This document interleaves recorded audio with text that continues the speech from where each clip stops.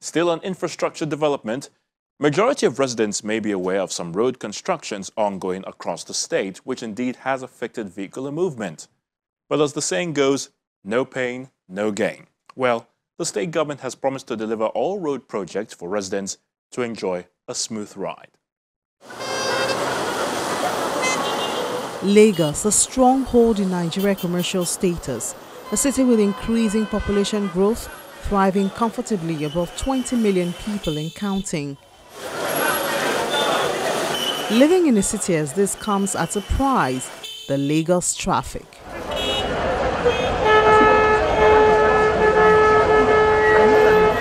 The state government is aware of the challenge encountered by residents on the road and is making efforts to change the narrative by embarking on infrastructure projects. Crisscrossing the state, there's a sense of huge construction sites, sometimes competing for space or totally taking over the all-cramped road, just like the Ikeja axis.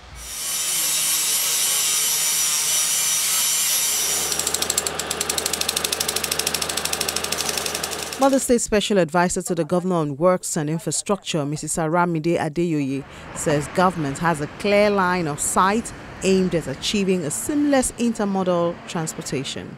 Lagos, as you know, has, as of 2 years ago, you have a paved road of about 7,598 kilometers out of the national network, paved road. I will tell you that in 2 years, we have done 51 roadway projects that have added 44.8 kilometers as at May. I'm giving you statistics as at May. 44.8 kilometers of roadway had been added to that stock of 7,598 paved road.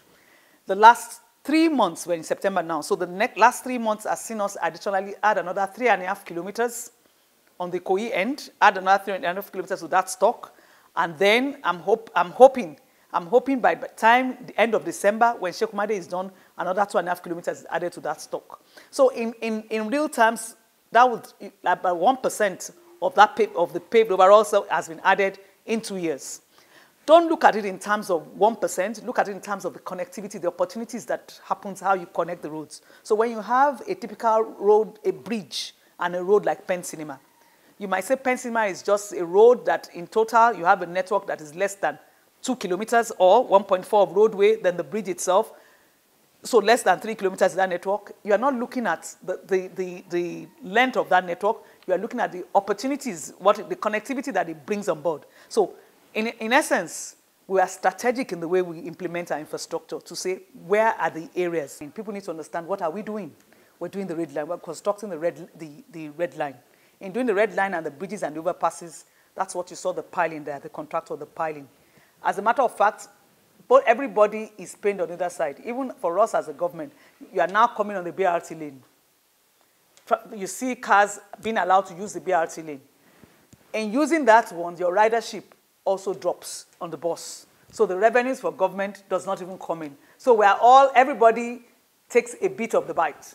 But we'll have one goal of focus, which is to get this construction work finished. So it's a bridge, it's the overpass. You said the 5-lane has been narrowed to 3. There's nothing wrong in you narrowing a 5 to 3. If there are profuse signs, if people respect barriers, everybody would go.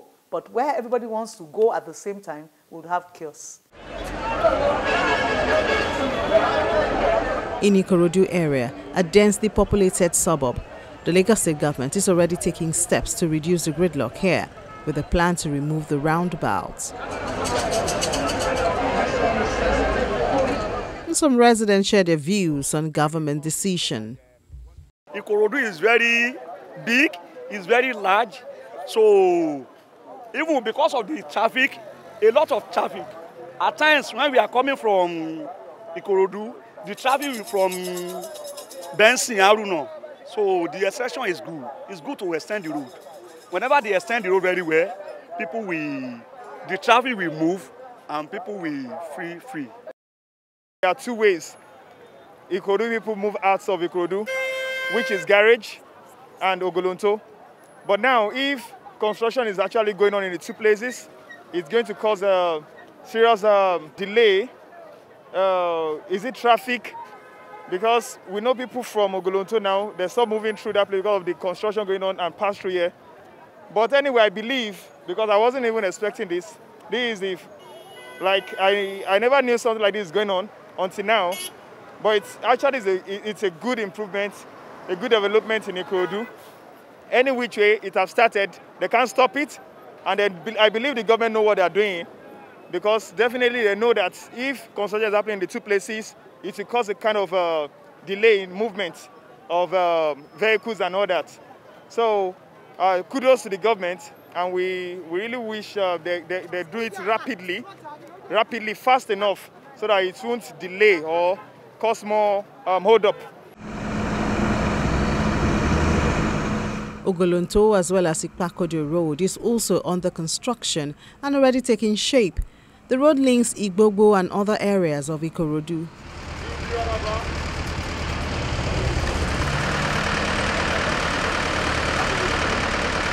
At Marina Axis, another level of road construction is ongoing and has affected vehicular movement. You know, when we came on board, there were 60 identified traffic gridlock points in Lagos. And one by one, we began to tick the box. That saw us working on Allen Avenue Junction. You see the roundabout at, you see the Ejigbo, roundabout, Lekki, all across, even Maryland. So once you identify, but you cannot do all of the gridlock, you can't resolve all of the gridlock points in one day. So you must be pragmatic and systematic about the way you go about it. So you look at, and also with other contractors. So that's a project being handled by the Ministry of Transport. You also would, that's why I said all of the MDA, the one at the Ikorodu. So it's essentially to widen that road. You know, there's a petrol station at the right-hand side that has been acquired. And then you also have the federal government working on the Shagamu, from the Ikorodu Shagamu. So it becomes an interface issue between federal and the state. And the good thing is that you have a contractor on the federal side who is also working on another road for the Lagos state on another side. So it's easy to be able to collaborate and then share ideas as to what kind of design we want to have there that gives a lasting solution to the gridlock around that roundabout. We identified roads that would speak to that intermodal transport system. So typical roads like Ikpakodo, because where does it end? It ends at the jetty. Once you go on that road, you can have a bus ride, the high capacity volume buses, stop at that jetty, the laybys are there, stop at the jetty, and you take your last boat to the island.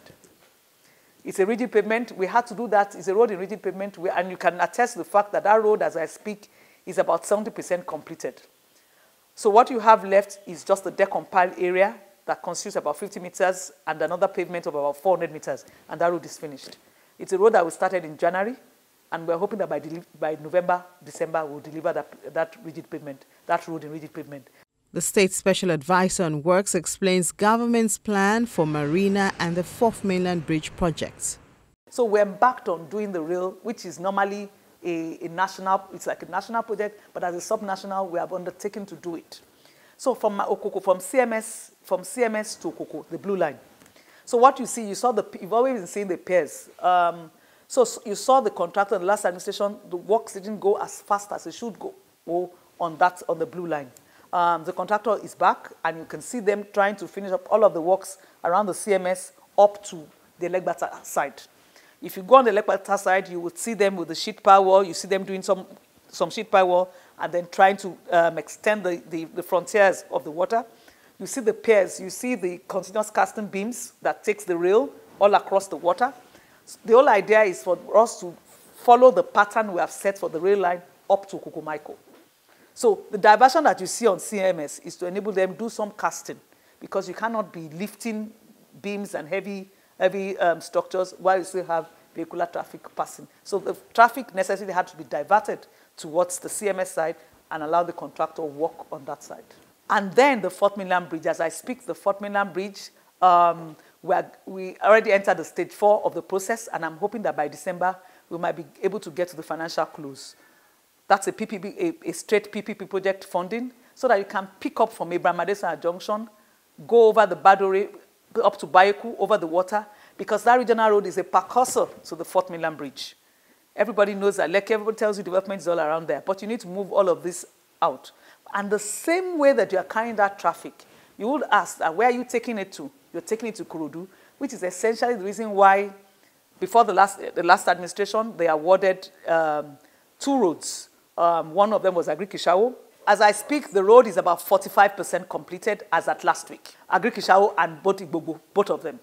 Igbogbo is a 6-kilometer road, so it's an entire long stretch. Those roads are strategic because they will receive the volume of traffic coming from the Fourth Mainland Bridge. As you drop them, you can disperse because the Agric-Ishawo would eventually connect to Kono-Arepo. And the Kono-Arepo, you're able to take it to the Fourth Mainland Bridge at the NIP so that you can go on the Lagos-Abuja highway route. Currently, a total of 117 road projects are ongoing in the state, 12 of them at various percentage of completion in Lagos West. Lagos Central has 10, while Lagos East has 15 road projects, 6 of them already completed. Question is, how do you take this road across the Lagoon, Ekpe? The state government says it will continue to work with the Transport Master Plan, deliver all projects with the aim to link seamlessly an intermodal transport system that will make the city livable.